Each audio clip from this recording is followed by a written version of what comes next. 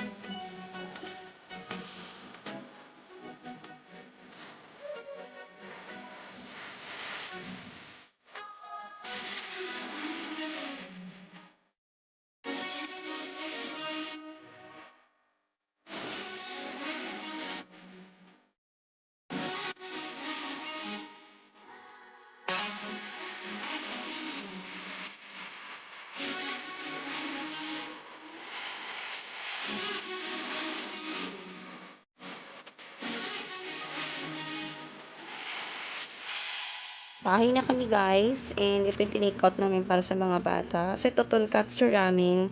Tapos ito yung katulad in-order ni Daddy kanina, yung basil, midori daw. And ito, yung side dish. Ay, side dish. Tapos ito, yung set na may mga halo-halong ano. Ang tawag sa ganito, Daddy? Halo-halong ano. Basta may mga tempura, may mga bla bla bla, ganyan, gyoza. fried gyoza. Kakain na muna yung mga bata at 1 na din. Ito may padala sa atin from Royu. Mga electrical supplies yata ito. From Sanctuary page nagpadala sa akin. Nalagay ko na lang din yung Instagram ng store nila. Tignan natin ang mga laman. Siguro mga extension ko. Ayan. Ayun nga. Isa power extension cord. May USB na. Oh, 3. Tapos ito, oh, ang ganda. Merong, ano to, universal tawag ba sa ganito? Ang tawag sa ganito? Yung ganitong kasing outlet. Universal, no? Tapos ito din. Ayun, USB na rin. Tapos ito yung gusto ko din. Ito gusto natin, di ba? Yung may mga on-off, saka universal na. Ito, arbor na to. Tapos isang ito, ang tawag sa ganito? Universal na adapter na may USB. Ay, ang gaganda. Thank you so much po, Sanctuary. Ang name ng store nila is yung Royu Electrical talaga. And, ayan. Siya na rin yung owner ng Sanctuary page. Nagpadala sa akin last time ng mga pang-organize sa ref. Ayan. Thank you so much po. Nakakatuwa naman to. Talagang maging useful to sa amin. Kami sa SM North ngayon, guys. Yung nakapark lang namin. Nandiyan mga bata sa likod. Yung bata nagtatago. Ang tagakain? Sa team! Team! Gusto daw niya kumain sa team. Team? Orso! Gusto niya kumain sa Team Hawan. Galit na galit siya. Sige. Dito na kami sa gustong kainan ni Bunso. Yan, sa Team Hawan. Nagkatago siya. Ito yung dalawa. Yan ang outfit nila. Show your outfit. Shobe. Yan, ang kanilang outfitan ngayong araw. And hintayin lang kami ma-seat. Hintayin lang kami ng seat. Ayan yung batang pikon. Na inasar ng daddy niya. And ayan na yung kinasaya ng bata. Bake bun. Kumain na. Kumain na. And ayan. So yan talagang pinupunta sa Team Hawan. Bakit gusto niya mag-Team Hawan? Yummy? Na-miss mo yan? Yeah, let me go Tim Hortons talaga ba? Ayan yung mga food dito. So, yan yung food ng dalawa. Yun ang gusto nila dito. Yung spare rib rice. And then, ako yun din. Kay Daddy glutinous rice. Kay Bunso, ayun din, spare ribs. Ang dami niyang kinakain. May order pa siyang ano yung isang order natin? Radish cake. Let's eat, guys! Tapos yan yung kay Daddy, yung glutinous rice. Yun, sa loob may laman siyang ganyan. Let's eat! And after a long time, malulod kami ng sine. Ito yung cinema dito ngayon sa SM North, sa The Block. Yan, naghintay lang kami ng time pa. Kasi ito yung lounge area. May 1 hour pa kami para maghintay. Pero parang gusto na lang nilang humilata dito. Yan, ang ganda ng lounge area nila. Ayan, itsura ng lounge. Yan ang aming ticket. After 2 years, makapanood ulit ng sine. Mamaya pa, 350 pa yung movie. Sana magde-directors kami. Kaso, mamaya pang 5:15.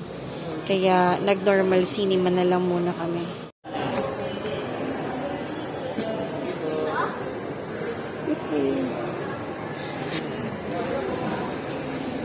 Go in. Yung katag-hope this is good luck.